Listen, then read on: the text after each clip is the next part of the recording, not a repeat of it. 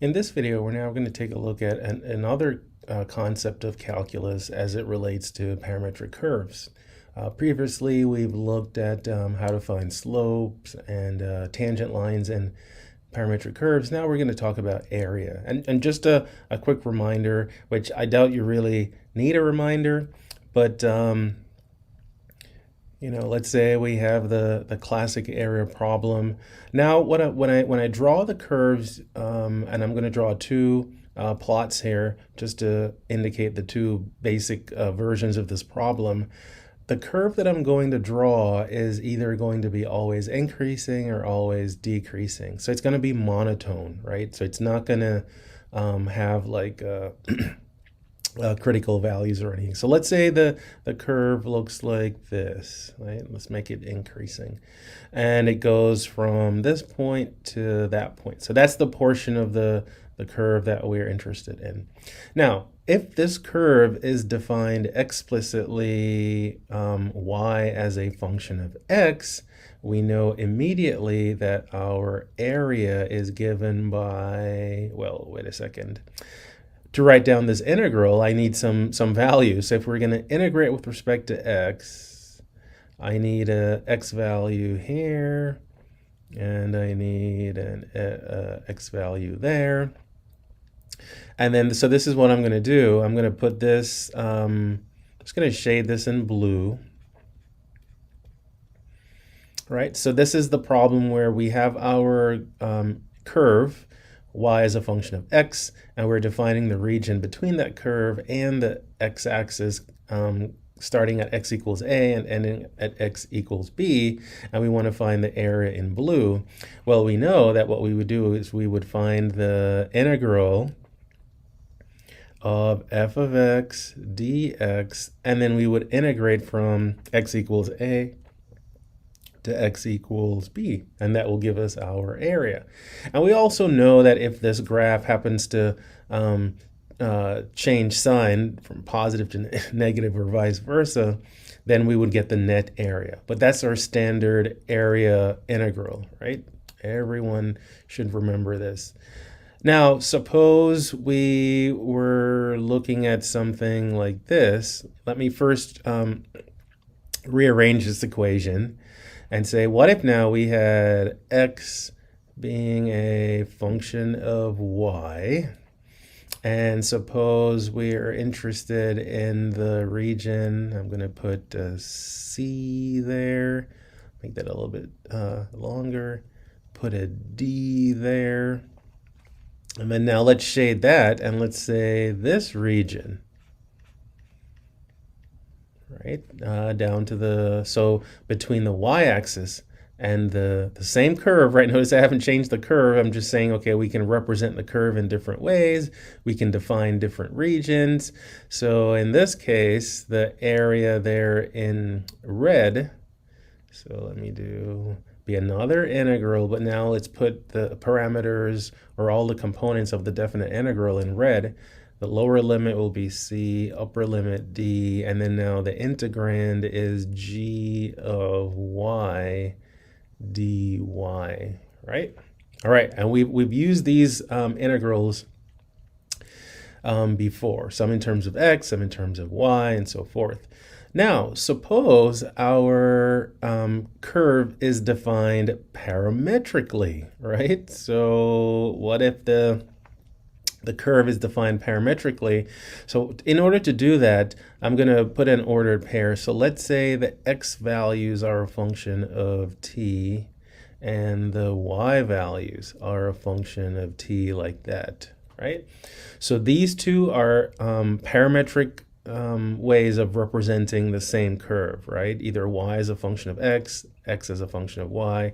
Now let's look at the parametric form, and suppose we have this parametric form. The question is, how could we then express the integrals, right, in terms of our parametric form?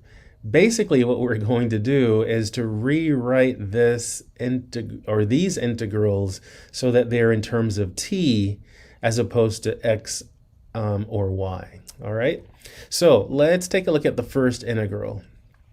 So Basically, if you look at this equation, it's saying that your f of x is just another way of writing y. So I'm going to do that. I'm not going to use all the different colors now. So a to b, and we have our y there times dx. But the interesting thing is, remember that both at this particular point here, where x is equal to a, there is a corresponding value of t that when I plug the t value into the x equation, it will give me an x value of a. So I'm just right under the a here, I'm just going to put t0, right? So I'm just going to use that as the value of t that when I plug it into my ordered pair will give me that x value. And then similarly, there's going to be another value of t that when I plug it into the y equation will give me c, and that's right here as well, right? So in other words, the same value of t will define the x coordinate and the y coordinate. And this is what we saw earlier when we introduced the parametric equations. And then to get the b and the d, then since it corresponds to that same point right there, there would have to be some value of t. I'm just going to call that t1. And then that same value of t, when I plug it into the y equation of our ordered pair, will give me the d values. I'm going to say this is t1. So I'm just going to put these in parentheses to say, yeah, these are the values of t that we will use to define basically our limits. All right, so let's see if we can start to convert this over. So instead of a, I'm going to put the t value. So this is going to be another integral, and it will go from t0, and then it will go up to t1. There we go. Now, what is the y equation? I'm sorry, right here. The y equation is y of t. So I'm just going to put that y of t right there. And then the dx, right? Just think about it like when you're having to do a substitution. So let's write it down like this. So if x is a function of t, then I could differentiate both sides, and I could say that dx would be, or let me write it like this, dx dt is equal to x prime of t.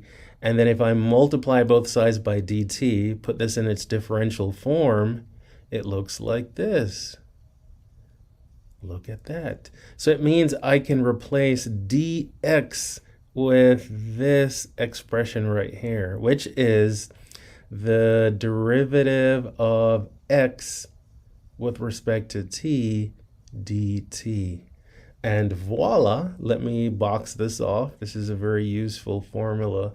So this is the definite integral that can be used to find the area that's between a parametric curve and the x-axis as defined in this picture, going from t equals 0 to t equals 1, right?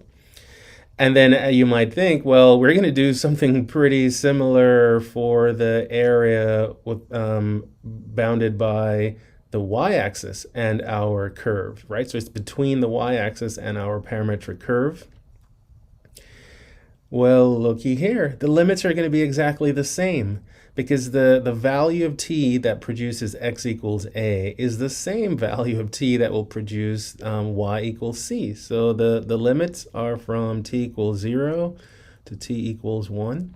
Let's look at g of y. Well, what is g of y? G of y is our x coordinate now. So you put the x coordinate, which is x of t.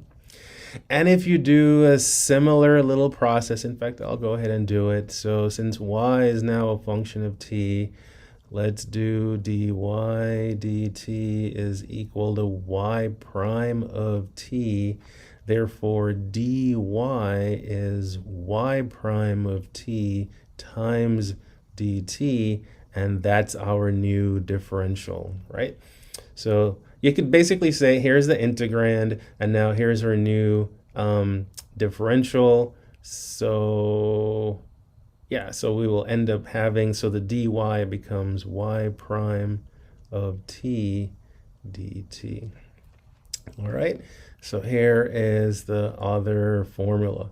So to me, the interesting thing is, if you were working with either of the explicit equations, you would have to do some algebra to convert from one form to the next, and also some algebra to convert the limits from either AB to CD or vice versa.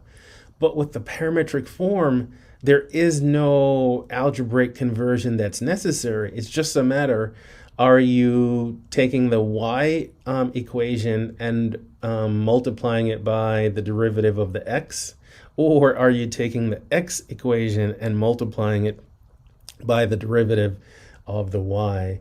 Depending on which one you do, you end up getting this. And I'll now add a little notation to my a here. I'll put a subscript saying that, yeah, this is if the region is bounded between the x-axis and the parametric curve. And then I'm going to put a little y here to say, hey, it's the if the region is bounded by the y-axis and the parametric curve.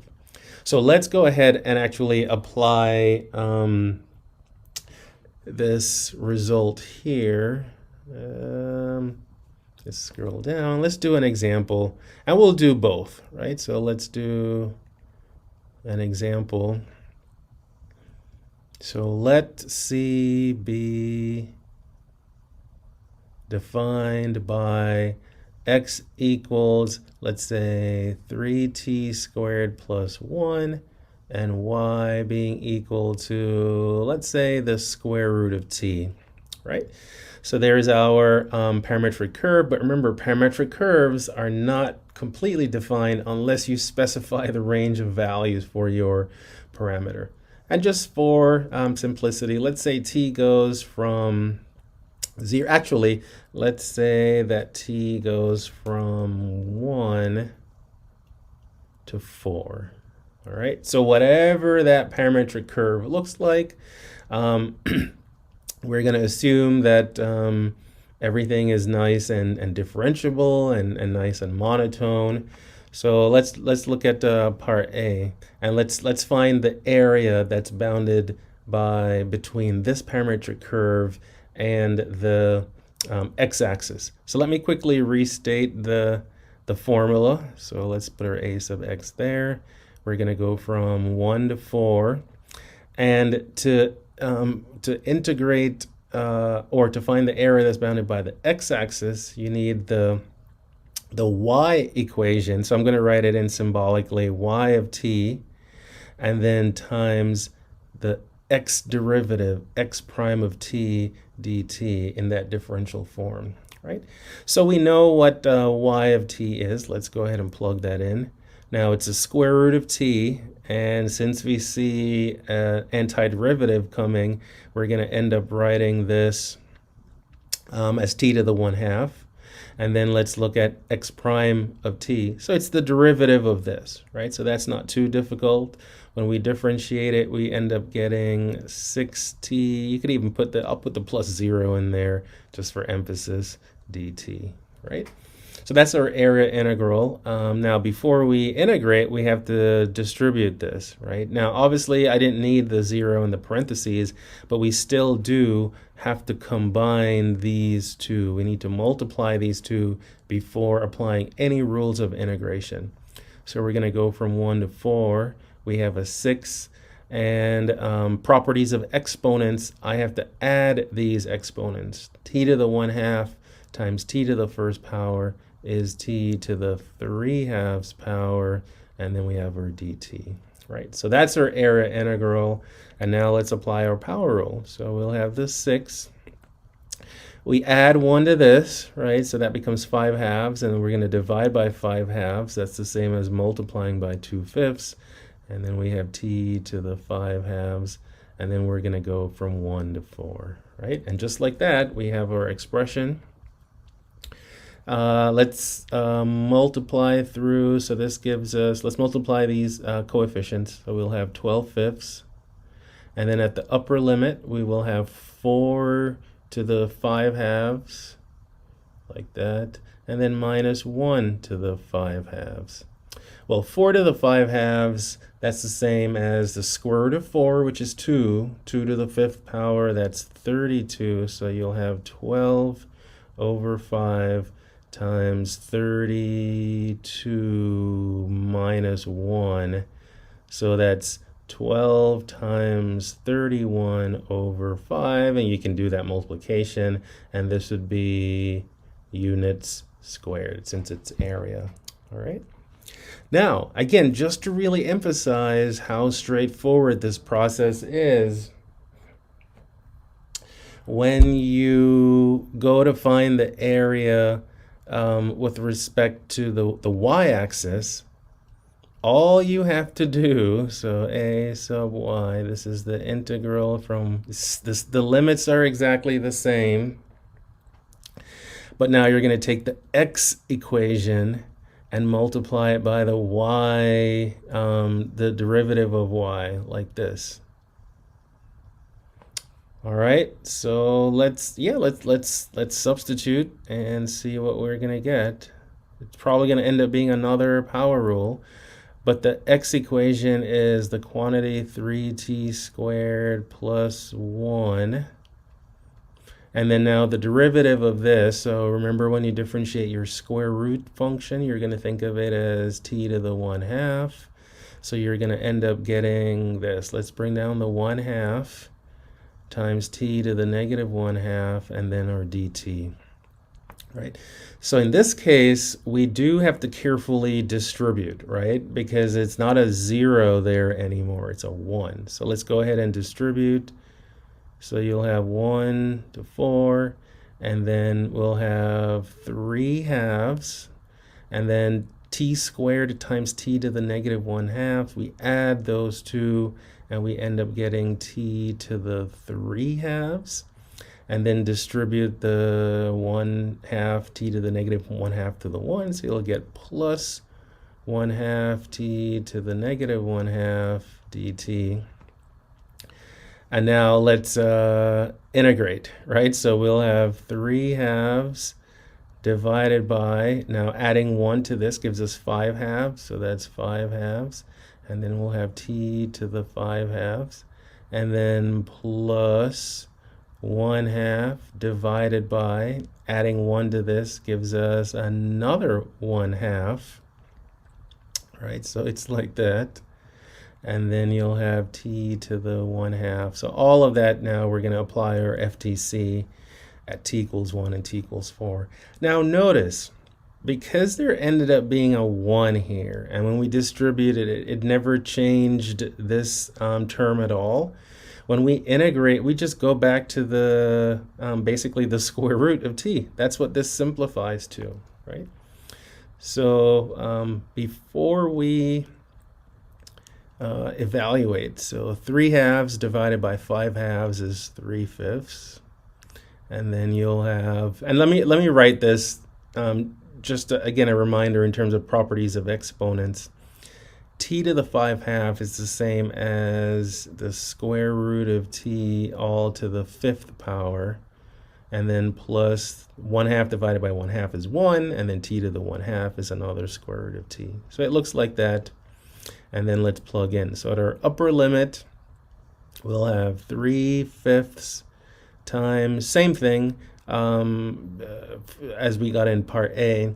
The square root of 4 is 2. 2 to the 5th is 32. So we got that.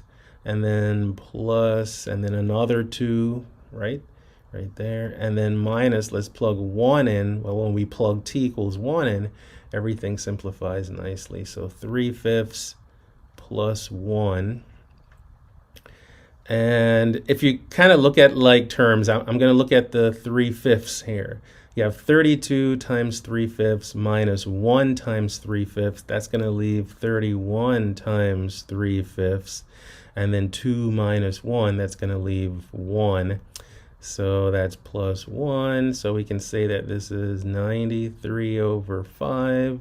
Plus 5 over 5. And here I'm actually simplifying this. I don't know why I didn't simplify it before. But 93 plus 5, that's 98 over 5 square units, right? And that's our area that's between this parametric curve and the y-axis. So there you go. The interesting thing about the area problem now is we don't have to like revisit, we don't have to go all the way back to like Riemann sums or anything.